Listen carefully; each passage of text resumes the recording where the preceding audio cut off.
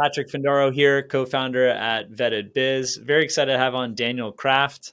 He's based in other coast, San Diego, probably one of the few places I would live besides Miami Beach in the US. He's helped over 1,000 franchisees as well as corporates find and secure leases, sites throughout the United States, and has carved out a nice niche in franchising. Daniel, could you tell me a little bit more about yourself and how you carved out this niche in franchising?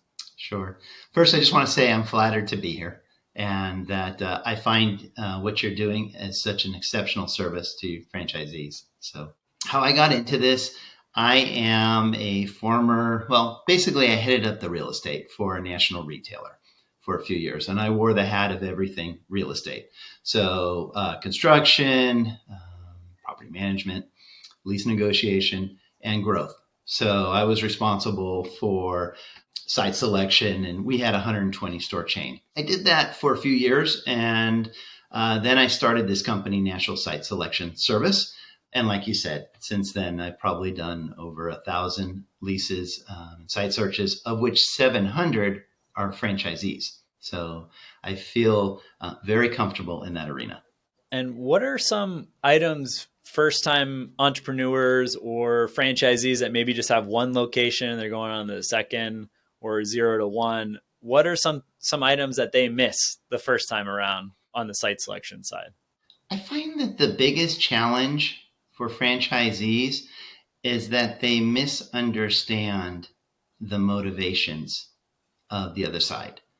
And if you misunderstand the motivations, then it's going to affect the negotiations.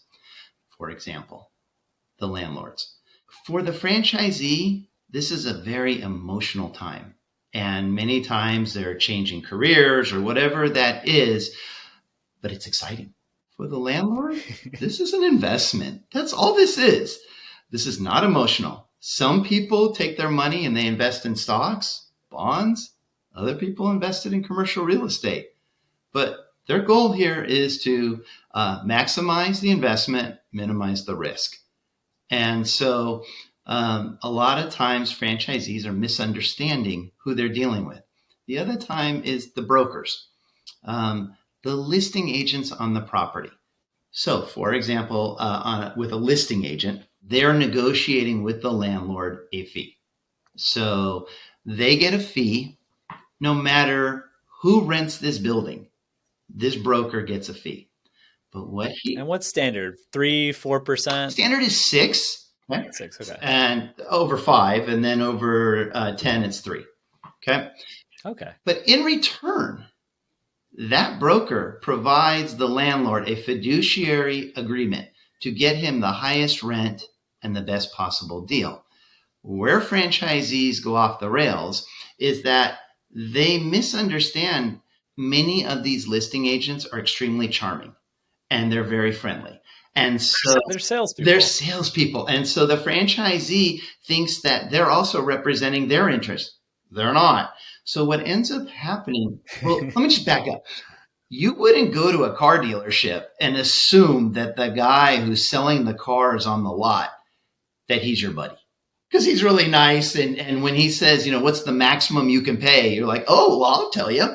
And so, but people disclose that type of information all the time to brokers. They disclose to them what other properties they're looking at. There's all kinds of things that franchisees disclose that they shouldn't. So I would recommend that less is more. The thing that's really important to the landlords, and this is something that the franchisees should really fixate on. Number one, your use. How is this use going to improve the landlord's project? That's what the landlord's concerned about. So he's concerned about, is this going to increase my value of my shopping center or my strip center or whatever that is? Is it going to detract from it? What's the issues with it? This specific use. Is the tenant going to take up a lot of parking? Is he going to annoy some of my other tenants? Are there aromas that are coming from this space that a lot of the tenants aren't going to like? So these are the things that the landlord is fixated on. The next thing is the franchisee. So, okay, does this franchisee bring to the table experience, management experience, sales experience, marketing experience? What does this franchisee offer? And so oftentimes they're looking for the background of the franchisee. I totally get that's the whole concept of franchising. You're buying a franchise because you don't understand this business and you're going to seek the advice of the experts. But often franchisors are providing training. And so this is something you want to convey to the ownership. The next thing is the strength of the tenant. And we're going to go back to the landlord. This is going to minimize the risk. That's what this landlord's really fixated on. He wants to get paid on time for the next 5, 10, 15 years. It goes beyond that. So oftentimes a franchisee is going to tie up a piece of property and he's going to go get his architecturals. He's going to go get permits. He's going to get the construction done. This is all happening and this is taking 6 months, 8 months, 9 months, and the landlord's not getting any revenue on it. And the franchisee is changing. He's altering the space. He's adding improvements to the space. Many of these improvements are not going to be able to be used for future tenants. And so what the landlord's biggest concern is that this franchisee ties up his property for 6, 8 months. He's not getting any rent. He opens for business. And then all of a sudden, 2 months later, the franchisee's gone. The landlord hasn't gotten any money. And so that's his fear. So the way we're going to alleviate that fear is that we're going to convey to the landlord that you're well capitalized, whether that's an SBA fund from your friends or family, or maybe you have the money, but you have a serious personal balance sheet. You want to convey to the landlord that you are well capitalized. And I think the other thing is the advice that I would give your franchisees is don't be coy. I think oftentimes franchisees think they're going to outsmart the landlord. Trust me when I tell you this, these landlords have been around for a long time. They're seasoned. And what they're looking for is somebody who's honest, earnest, and wants to move forward. If you think you're going to outsmart him, basically they're going to think that you're shady. Now, that being said, yeah, and once you lose that trust, like you that's right. oftentimes never that's get right. it back. You can't put the toothpaste back in the tube. I totally agree with that. So what you want to do is be honest, but you don't have to answer every question. So if he says to you, what's your monthly budget? And you don't want to answer that, you just say, I can afford this project, but I can afford many projects. What other sites are you looking at? We're looking at a lot of sites. And that's it. Don't get in deep conversations with these landlords. That would be my advice. Because they want to suck information and they're not necessarily giving you all the information too that, in the next 8 months, there's going to be a road construction project that might hamper your business operations. That's exactly right. That is exactly right. What is there a difference with the landlord? Like I've been a tenant where it's a REIT, a real estate investment trust that owns a property, as well as just a wealthy individual that might have a net worth of $5 to $50 million for the family that I'm leasing property from. Do you find a difference, pros and cons with renting from a wealthy individual versus an institution? No, that's a great question. I would think it's more of a trade-off. One's not better than the other. So at the end of the day, you're going to have the effective rent, which is your deal. The deal is going to be the effective rent. How we get there is going to be different. So with a real estate investment trust that's publicly traded on the New York Stock Exchange, they've got deep pockets. So what they're fixated on is the rent, the face rent. And they're not going to want to decrease that because they're going to show to Wall Street, this is the amount that we're getting on these shopping centers. But then on the back end, they're going to provide your franchisees a suitcase of cash or free rent. Or an amazing tenant improvement. Correct. But counter to that would be, okay, here's a project that's owned by Dan and Patrick.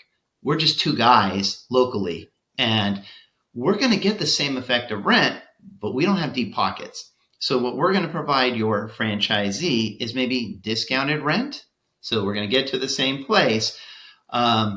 Maybe we're contractors. So a lot of times a local landlord might have either construction background or relationships with contractors, and they can get some of the work done by for your franchisees. Faster, potentially That's cheaper. right. So they might have more knowledge. So it's just a trade-off. And then after the deal is done, okay, just understand who you're getting in bed with here, because the REIT is going to be professionally managed. And so they are going to have all kinds of structure for the project, and it can be very clean, but you're going to pay for that in your operating expenses. Dan and Patrick, we're a little disorganized. Patrick's actually doing the landscaping and Dan's working on the roof, and it's kind of a train wreck. We get to the same place, but you're going to need to be, as a franchisee, a little bit more patient with Dan and Patrick. We might give you lower operating expenses, but there's a reason it's lower operating expenses, is because we're the amateur show. Just got to be patient with that. That's well said. And I can definitely relate to some of those parts. And do you find, is it easier securing a lease when it's a franchise versus an independent business?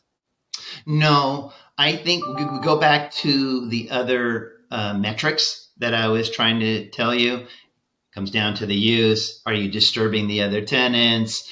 What's your financial background? What's your experience? So all of that comes into play. So no, I don't think that one makes the difference. That's well said. So that could be like way down the list in terms of like what moves the needle. Correct.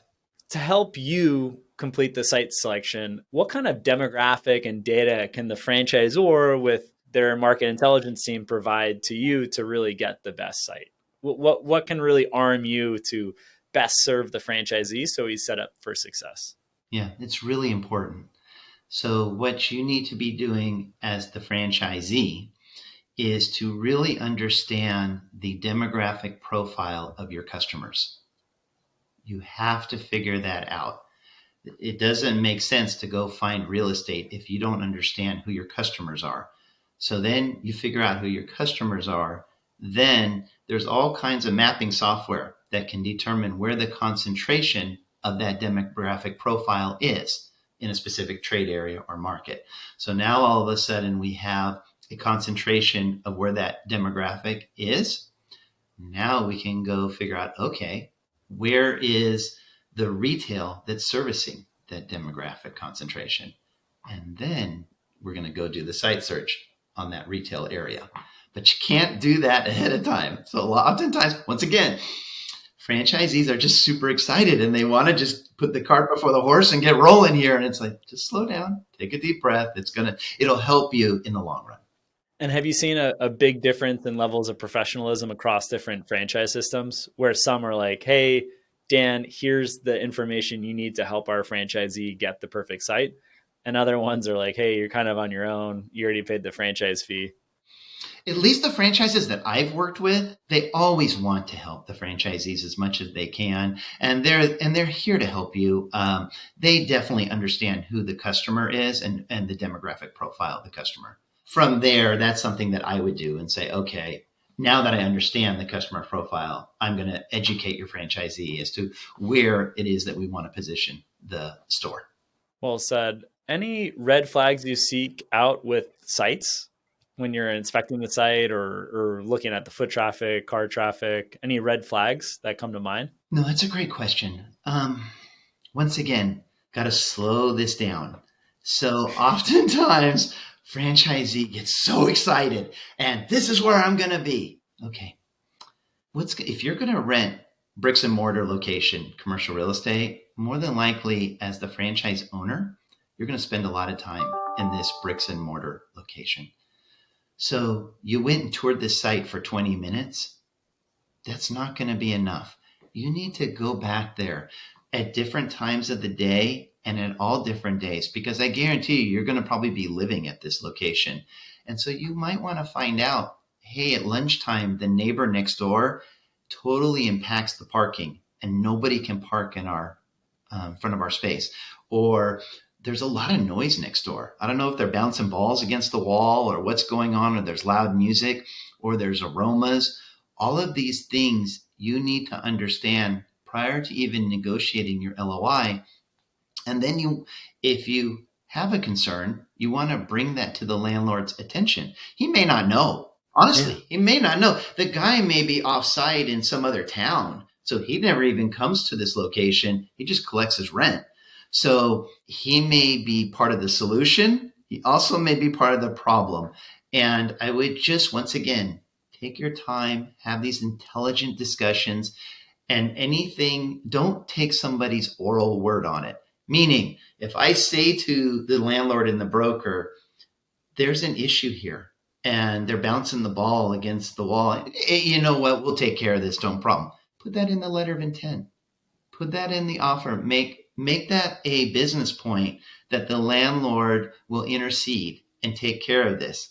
Because oftentimes, once again, this is like the car dealership. People just, oh yeah, we'll take care of it. And then it never happens. And the next thing you know, you're on a long-term lease and you've got a neighbor that's bouncing balls on your wall.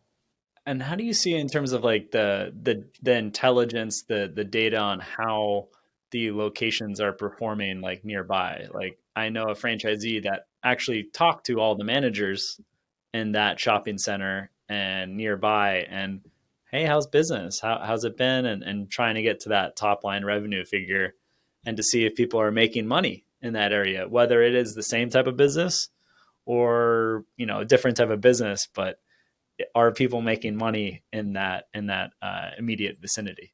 Ooh, there's a lot in that question. There's two different challenges. So number one, especially if you want to move forward on this location, you don't want to be perceived by the landlord as being a problem where you're interrupting other people's businesses and picking their brain. The landlord's going to be very upset with you, not because he's afraid that they're going to provide you this mysterious information. It's more that he doesn't want you interrupting their business. So be discreet. If you're doing that, maybe not mention who you are or what your company is. Don't be explaining. Hire a friend that goes and checks it out for you, Exactly. but Yes. maybe having some I would separation. be discreet on that. The other challenge that I find when you ask somebody how you doing, who knows what their management style is, what their sales acumen is. So, okay, so they're doing great. Are you them? Are you running their business? Are you going to be as great as they are? And what about the opposite? Maybe they're like spending an hour a day at this place and phoning it in and wondering why they're not making enough money. And then you go to them and you're like, well, how's it going here? Well, it's really horrible. Okay. So I don't know how to evaluate that one. The other thing is be very wary. I like to tell this joke with my wife because I say this all the time as I meet with these brokers and the listing agents always tell me, this is the number one whatever in the chain. This is the number one Target. This is the number one yogurt shop. This is the number. Nobody's telling this broker this information. They just make this up. And then franchisees always tell me, oh my God, I can't believe that's the number one Target in the chain. It's not the number one Target in the chain. And I guarantee you, if it was the number one Target in the chain, can you imagine like the management? Should we tell the landlord that we're making so much money? Yeah, let's do that. And Let's then tell the rents too. landlord we're making huge money. Of course, all that's going to happen is that their rent's going to increase. So no one is telling the landlord this. No one is telling the broker this. It's just a way to get people juiced up. That's fair. Yeah. And I know it seems like I have to go back through some of our prior leases, but that there was a clause that the broker could ask for your income statement, could ask for your financials like at a certain period of time. Is that just like as a backup if like someone's not paying the rent, or do landlords follow up on those type of requests to check the financials on an ongoing basis of who they're renting space out to? That's a great question. So we're going to take this 30,000 feet up. Yeah. You need to obtain representation, competent representation. And if you obtained competent representation, that representation is going to push back on that request. So that's not going to be in the lease. That shouldn't be in the lease. But you can't blame them for asking. And if you don't say anything as the tenant, then it's enshrined in the lease and all of a sudden they have this power. So it's That none of makes the, sense. I mean, they want the information flow. They want as much information from you probably as possible that they don't have to like chase you down for. and you, And it's not necessarily the same way where they're not providing you their financials right. and ensuring that they're going to be, that they're super solid and they're going to be providing all these services to make sure that the plaza is looking really nice. Exactly. So no, the answer is no. I appreciate you asking for that, but we're going to deny that. Now, the more institutional ownership this is, the more rigid they're going to be. So once again, back to the analogy of Patrick and Dan owning a building.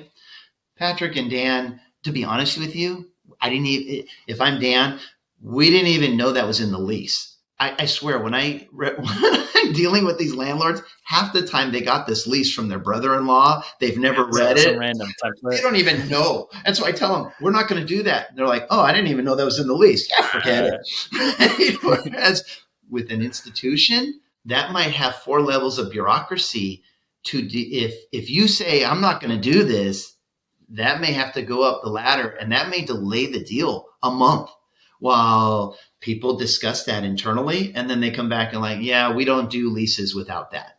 Okay. So it just depends on who the ownership is too, a lot of times. So the lease negotiations, lease review, when should a real estate attorney be involved and help out with the agreement? Is it required? It's such a great question, but there's so much in that. So the canned answer is, of course, you should get representation, especially if you don't know what you're doing. You're going to be taken advantage of because just for the thing we just talked about, just that one little bit. So you're going to be given a 50-page lease. That was a 2-sentence clause that the landlord has the ability to request your financials at any given time. You can imagine in a 8.5 by 14 sheet of paper, 50 pages long, there's so much nonsense in there. But the notion of just hiring an attorney doesn't mean that that's going to solve all your problems, because there's all different specialties as attorneys. So there might be somebody who's responsible for trust or a divorce attorney or construction defect. None of those translate into lease negotiations for commercial real estate. So a lot of times the attorney that you're looking at, and the reason you got this attorney was because it was your uncle's neighbor's friend. That attorney actually could be part of the problem, not part of the solution. You think he's part of the solution because you don't know, but he's providing nonsense. And the people in the industry like myself are looking at his comments and like, this has nothing to do with anything. So what I would do, once again, slow down before you get involved, do your research. I mean, granted, you're not going to get Target's real estate attorney, but you might get somebody who is at least seasoned and has done this before. That's all you want, is be looking that they have experience in this. I like that. And I think it's akin to a franchise attorney where we've seen 500 plus deals, and sometimes someone brings in a commercial attorney that's never reviewed a franchise agreement. And it's so specific, and there are very certain things that you can push back on and change. But if you don't have that experience and that specialization and that knowledge base of other professionals you can tap onto, you're going to pay a lot of money to train that commercial attorney to study that. And exactly. The costs are going to be sky high, and that's right. The level of service is going to be subpar. That's right. Most likely. Yeah. And how about like competition? Who does that fall into? Like identifying other, say it's a pet grooming franchise, and identifying other competitors in the area. Is that something that you help out with? Is that more on the franchisee, franchisor? What have you seen there in terms of competition in the area?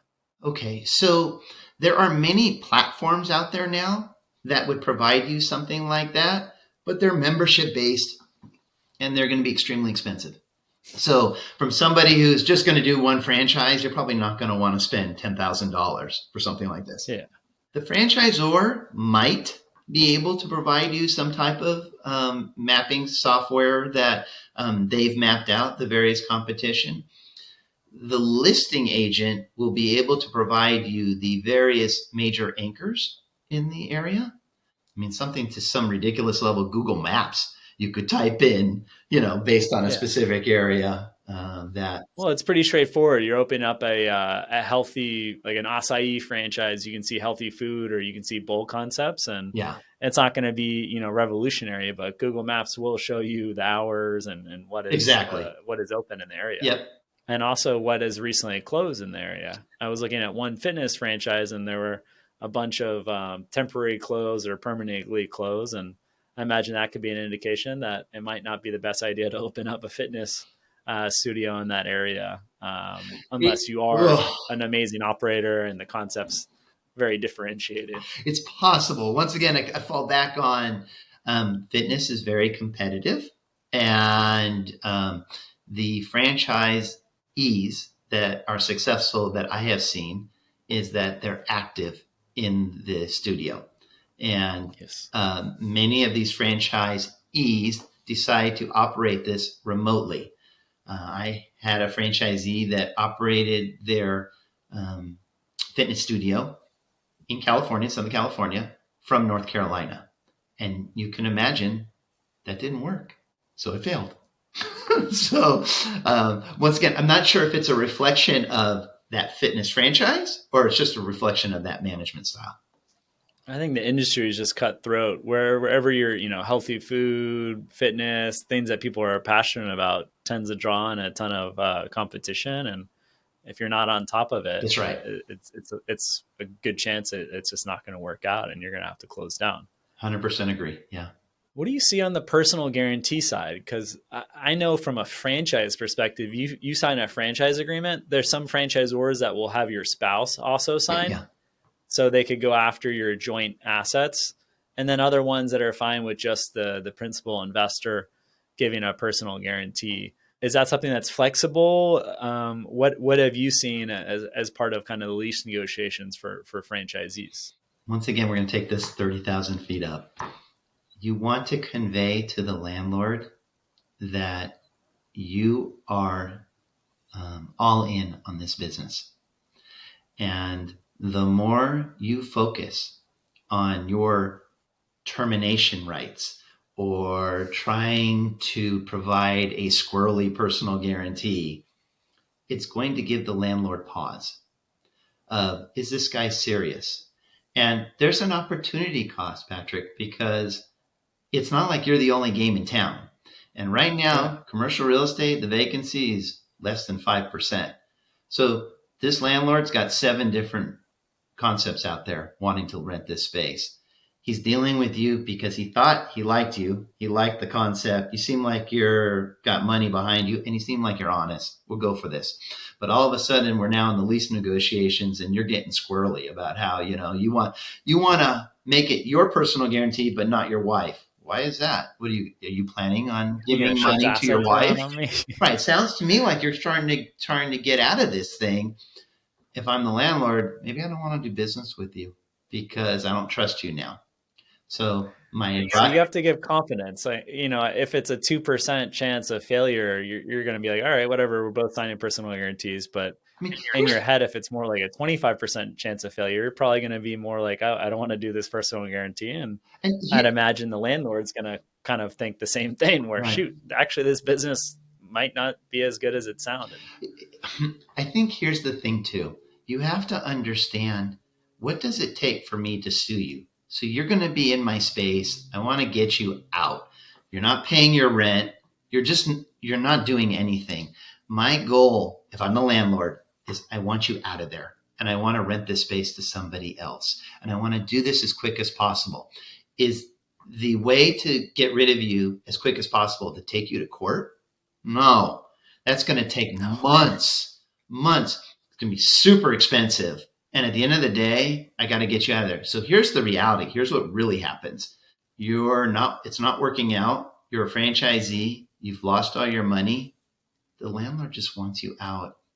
You're going to probably negotiate some type of exit to extricate yourself, but nobody wants to take you to court over this thing. And so what's so funny is that, okay, let's just take the pet grooming business, right? So, Unless you're a shady actor and you actually like played around with different assets and like you just left the space. Right. But if it's 1,600 feet and you're $20 a foot and, we're talking. And it's a sincere failure and you didn't Right. like. So I don't know. There would have to be so much money out there. And so, okay, great. This landlord takes you to court and then wins after 6 months.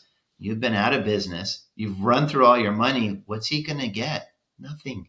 So in my experience, most landlords, they want you out and you're going to try to strike a deal at the end. So to be fixated on this whole thing about, well, you're going to get a termination agreement, you're going to get a personal guarantee, but it's only you and you're able to give the money to your wife. I just wouldn't focus on that. Yeah, I think it's such a parallel with the franchisor, the franchisor and landlord relationship. At the end of the day, the franchisor is lending you a business model for 5, 10, 20 That's years. Right. And what I've seen, 2% of franchisors will sue someone into bankruptcy. Most of the time, they're going to have that termination where, hey, it didn't work out.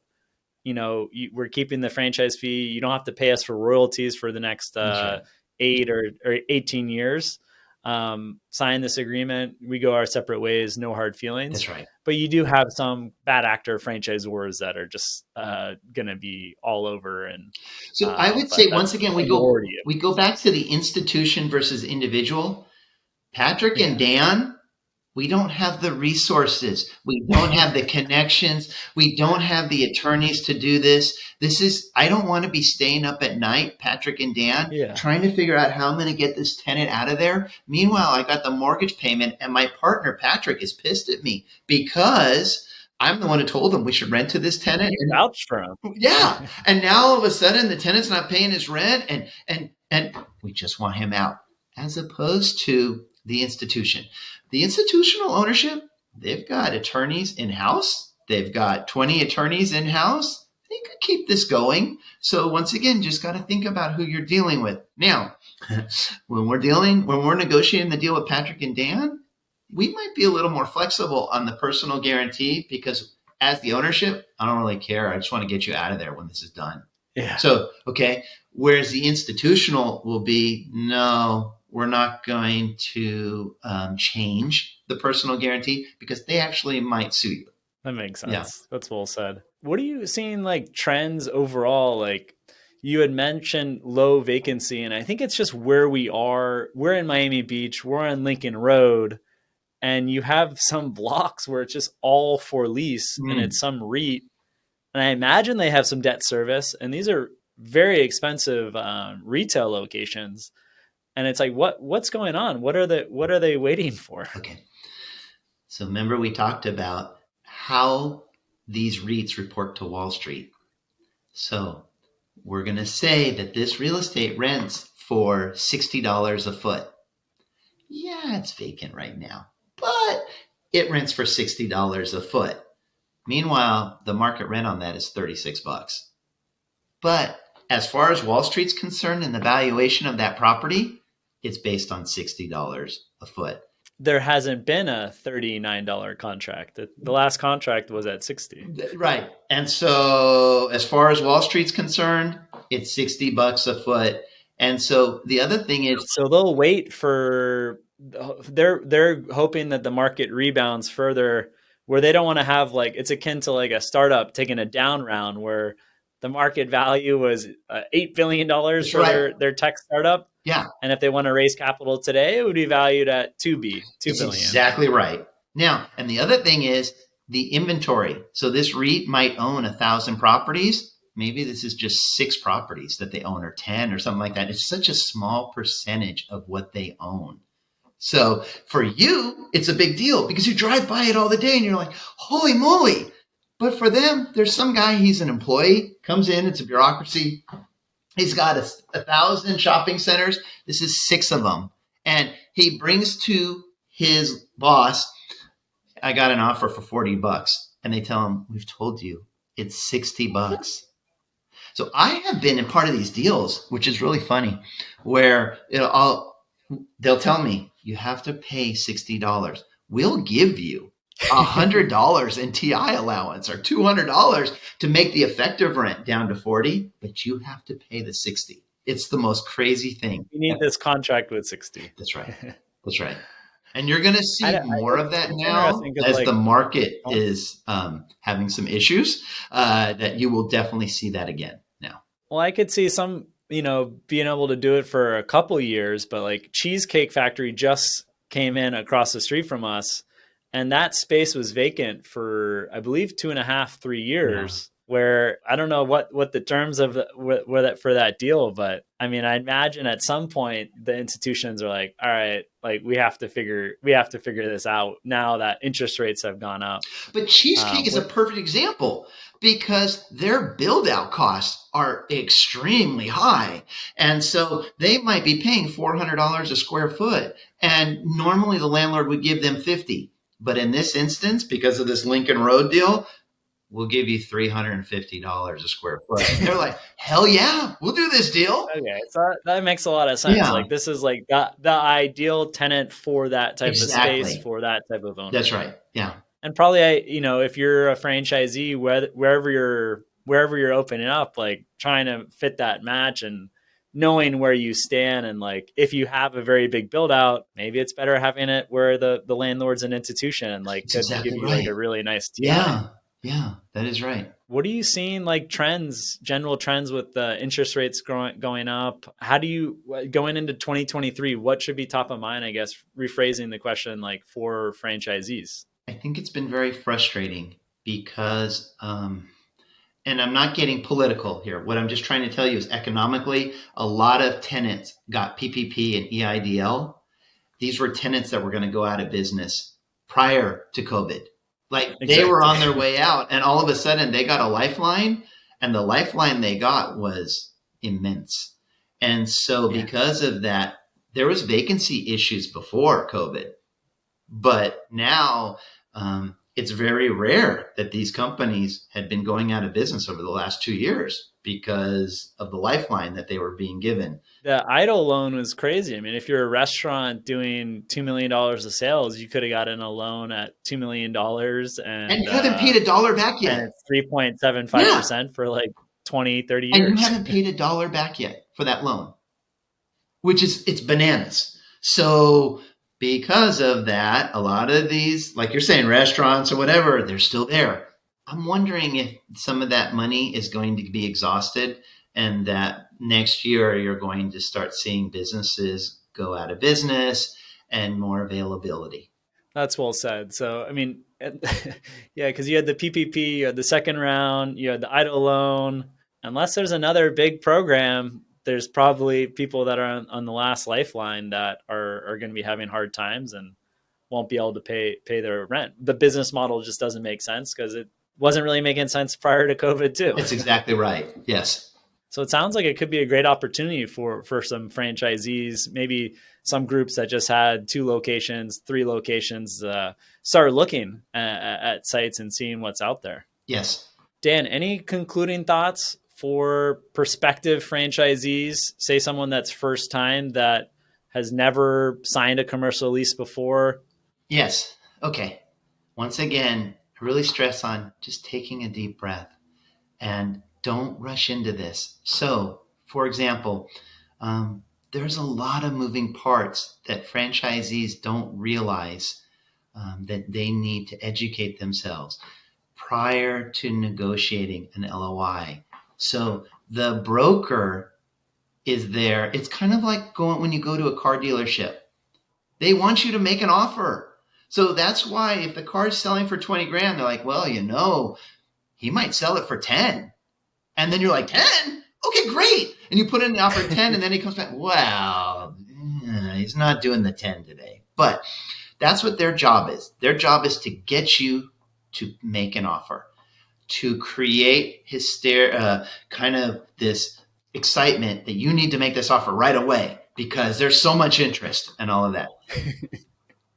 Slow down, take a breath. Okay, so one of the things you need to check before you even make an offer is this use allowed? Why not? It's a shopping center. No. Does the city allow you to do this use? Is your use allowed by right? Or are you going to have to go get a conditional use permit, a modified conditional use permit? What's that process? So is this something internal where there's just like one guy, he's a bureaucrat, Patrick, and you pay him $500 and this goes? Does this have to go in front of city council? Okay. And those city council are political people. So it could be that there's going to be, so here's the thing. You go in front of the city council and you have to notify all the neighbors. Well, one of the neighbors is actually your competition. And that competition actually goes to the city council, and that's his brother.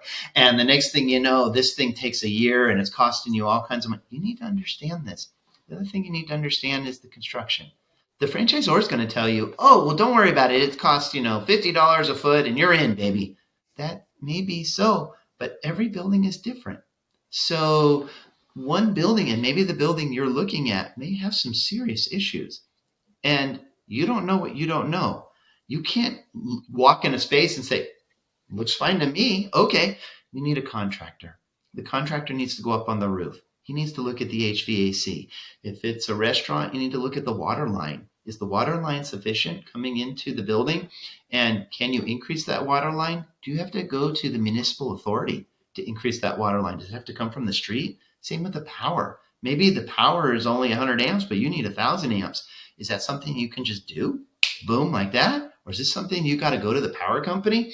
You need to know this before you're submitting an LOI, because you may need to ask the landlord to help you. And you can't ask him to help you after the fact. Once the deal is done, it's done. The landlord is going to look at their mercy. Yeah, and the landlord's looking at you. It's like, I never agreed to do this. So that's why you need to say this up front and put this in the LOI. So that's all I would say is just overall, slow down, ask for help, get a contractor, go to the city, and also seek maybe find out if you can find a real estate attorney. Those would be the advice I would give you. Really good advice. And I think a lot of people, it's like similar to residential real estate where it's an emotional decision when you buy. Yeah. A franchise, it is right now an emotional decision for first-time franchisees. We want to change that at Vetted Biz, that it's more like commercial real estate and more numbers focused. But I think the less emotional you can be about this investment decision, it's a long-term play, and you're not, whether it takes 6 months or 9 months, if it's an extra 3 months and that's securing your future and it's a much better deal, like let it be. And probably there's some things that you can really control and push forward, and other times that the prospective franchisee has to kind of let things ride out. I agree. Well, Daniel, this is a pleasure. I'm sure a lot of current franchisees, prospective franchisees, even franchisors listening will get a lot of feedback and input on how they go about their own real estate process. And we'll be sure to include your contact information, a link to your website for those prospective franchisees, current franchisees, anyone that could benefit from your services. I understand you work across all 50 states. Yes. Perfect. So yeah, we'll be sure to include that information. And Daniel, just wanted to thank you again for joining today. Thank you. Thank you for this opportunity. Really appreciate it. It's been a pleasure.